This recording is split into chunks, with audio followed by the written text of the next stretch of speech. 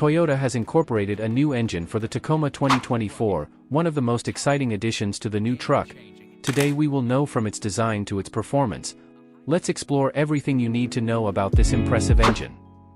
The first thing we should know is that the iForce Max engine is not completely new. We've already seen it in other Toyota models, such as the Toyota Crown and Toyota Grand Highlander. This 2.4-liter turbocharged four-cylinder hybrid system has proven its power and efficiency in other vehicles, and now it's under the hood of the Tacoma 2024.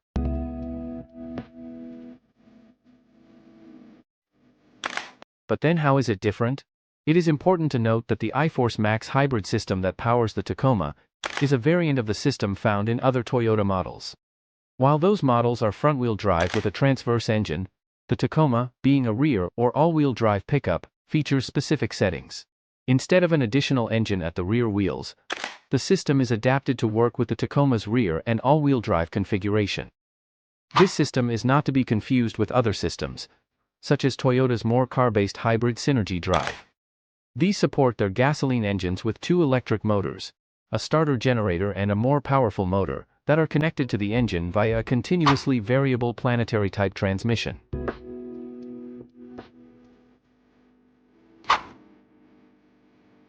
Why is the Toyota Tacoma 2024 hybrid? Unlike Toyota cars and SUVs, this isn't just about fuel economy, it's also about performance. That is, torque. This 2.4-liter turbocharged hybrid engine produces a staggering 326 horsepower and an impressive 465 lb-ft of torque. This represents a significant increase over the previous model's optional 3.5-liter V6 engine. The Tacoma now has impressive power that surpasses many of its competitors. While Toyota has not yet officially disclosed fuel economy numbers for the 2024 Tacoma with the iForce Max, we can make some estimates based on other models that share this system. For example, the Lexus RX 500h, which uses a similar version of the engine, has fuel efficiency of 28 miles per gallon. Considering the weight and power differences, we expect the Tacoma to have competitive figures in the 25 to 30 miles per gallon combined range. This truck is not only designed for hard work, but also leads in terms of performance. What do you think of this new engine? Let me know in the comments. How do Toyota's suspension systems work? Today we will look at the three recent models and learn how they work in depth to understand how they maintain their stability on rocky terrain. Get ready to get started. Let's start by talking about the system that has been around for several years. It is known as the kinetic dynamic suspension system. This system is a passive hydraulic system which revolutionizes the articulation of the wheels by allowing a greater lowering in off-road situations. I'll explain. The stabilizer bars, by their conventional design, limit the movement of the wheels to control vehicle roll by connecting each wheel to a rigid torsion bar. This configuration is essential to avoid dangerous rollovers in heavier SUVs when cornering.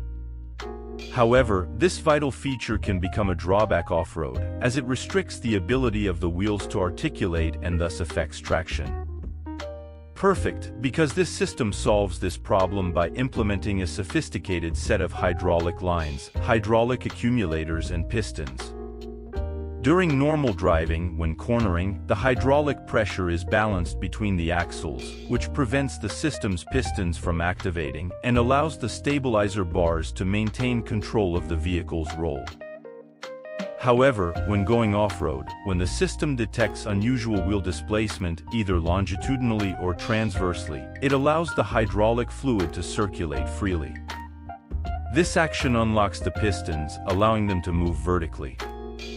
As a result, the links connecting the stabilizer bars to the chassis can move up and down more flexibly, considerably reducing the constraining force on the wheel joint.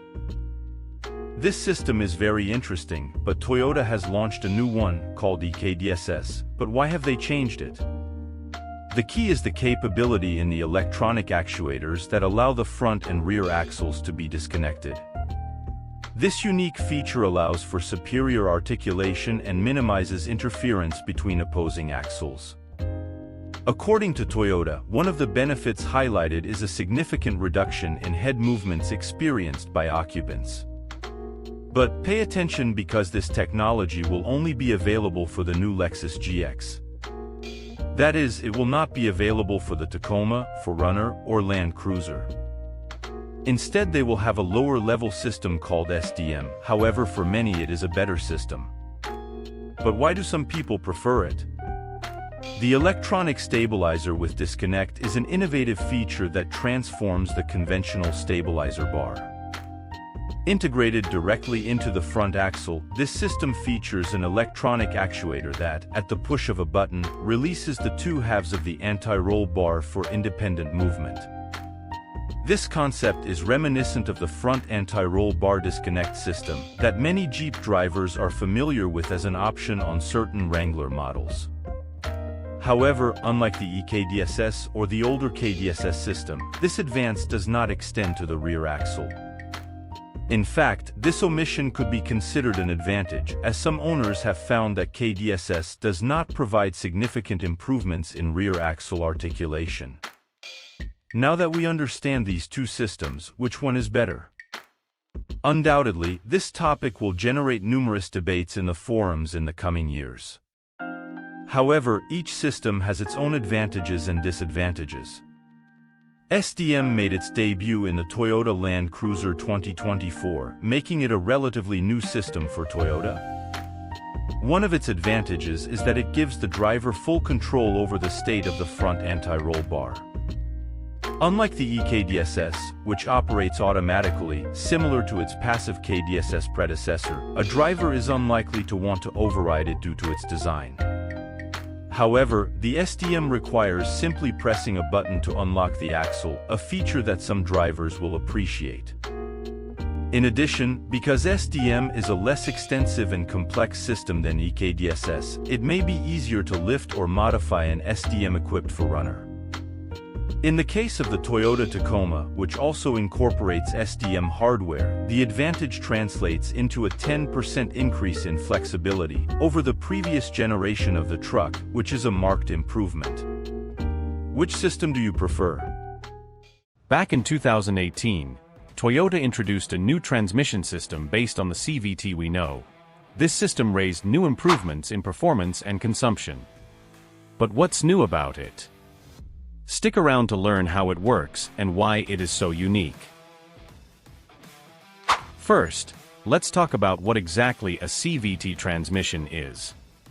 CVT stands for Continuously Variable Transmission.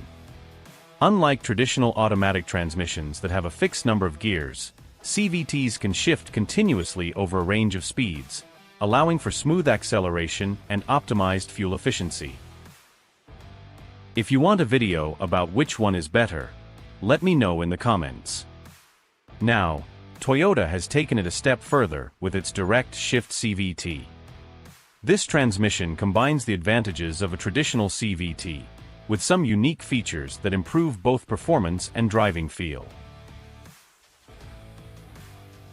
One of the main innovations is the inclusion of a fixed-gear first gear. That's right. While traditional CVTs use a system of pulleys and belts to continuously adjust the transmission ratio, Toyota has added a physical first gear. But why is this important? Well, when starting from a standstill, the fixed first gear provides stronger acceleration and immediate response. Once the vehicle is in motion, the transmission shifts to CVT operation to maintain fuel efficiency. Now let's talk a little more about efficiency. CVTs are known for their ability to keep the engine in its optimal performance range. This means the engine doesn't have to work harder than it needs to, which saves fuel. With this new design, Toyota has further improved this efficiency. Thanks to the innovative design and fixed first gear, belt slippage is reduced, resulting in less energy loss and thus better fuel economy. But that's not all. It also improves the driving experience. Drivers often criticize CVTs for their rubber bandy feel, where the engine can sound like it's working harder than it needs to. With the addition of the fixed first gear, this feeling is eliminated during startup, providing a more direct and satisfying driving experience. Toyota has designed this transmission to be smaller and lighter than traditional CVTs, which helps reduce overall vehicle weight. This vehicle, with an estimated starting price of $10,000, seeks to fill a low-cost niche below the famous Hilux. Let's find out what makes this pickup special and why it is so economical. To begin with, we must understand the market context. In many countries, the Toyota Hilux is a familiar presence, a rugged, basic vehicle that has become a standard in many parts of the world. However, the Hilux was starting to become too sophisticated for some markets on a tighter budget. That's where the IMV0 comes in, an unpretentious pickup designed to be accessible in every way. For this, Toyota has eliminated any element that is not essential to reduce costs, from flat windows to a cargo area without sides in the standard version. A simple and functional design. But versatility is at the heart of this pickup, with options such as a side-loading model. One thing that really stands out is the invitation to modifiers from around the world to upgrade the chassis and cab to suit their needs. In the technical department, the IMV0 has made interesting decisions.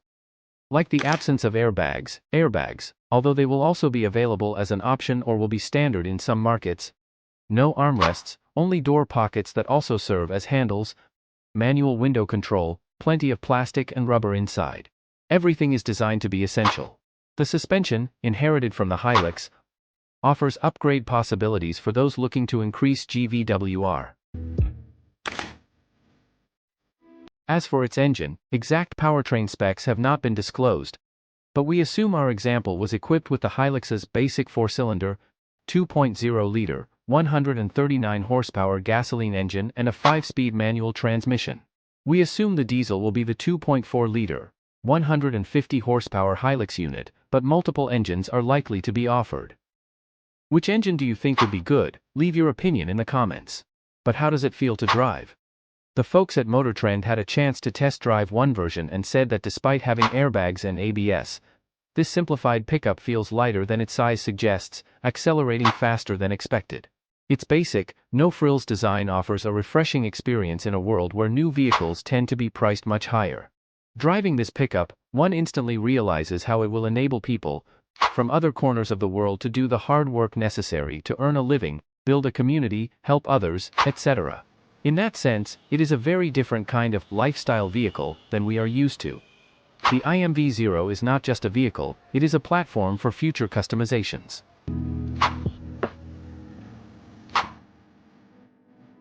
Toyota plans to minimize profits from the sale of the basic pickup and profit from additional upgrades and customizations. From a rugged work vehicle to a racing support truck, the possibilities are diverse. While the name IMV0 may change before production, it is expected to reach markets in 2025 with a starting price of around $10,000. However, for more regulated markets, where the absence of airbags and ABS is not tolerated, the price could be $5,000 less than the conventional Hilux. It is certainly a pickup designed to address the needs of specific markets without compromising quality. What do you think of this vehicle? I hear you in the comments.